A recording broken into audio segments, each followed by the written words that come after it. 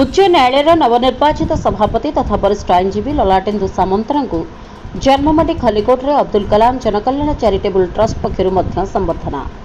केवल खलिकोट माटी नुहे समग्र गंजाम जिला सर्वोपरि राज्यर गर्व और गौरव ओडिशा उच्च न्यायालय वरिष्ठ आईनजीवी श्रीजुक्त ललाटेन्दु सामंतरांक भली वरेण्य प्रतिभांकु निज जन्ममाटी खलिकोट ठारे बेस आग्रह उत्साह सहकारे नागरिक संबर्धना प्रदान करा जायछि। एही अवसर में खलिकोट निर्मलछर स्थित नृसिंह चरण सम्मेलन कक्ष रे अग्रणी साहित्य अनुष्ठान दक्षिण ओडिशा साहित्य सम्मेलन पक्षरु आज पूर्वाह्न 11 घंटिका समय प्रतिभा संबर्धना समारोह आनुष्ठानिक रीति अनुष्ठित हो जायछि।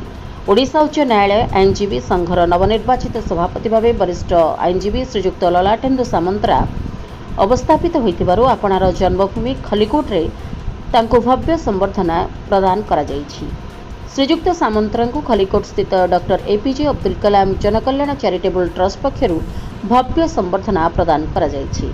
ट्रस्ट सभापति तथा प्राक्तन प्रधान शिक्षक श्रीजुक्त पूर्णचंद्र बेहरा उत्तरीय पुष्पगुच्छ सहित वार्षिक मुखपत्र स्मृतिसुधा समस्त मंचासीन अतिथि को प्रदान करथिले। उत्सव में दक्षिण ओडिशा साहित्य सम्मेलन महासचिव दंडपाणी महापात्र, विप्लवी कवि प्रशांत कुमार मिश्र, वरिष्ठ सांबादिक रवि रथ, प्राक्तन नगरपाल राममोहन पंडा समेत बहु शिक्षाविद बुद्धिजीवी आईनजीवी उपस्थित थिले।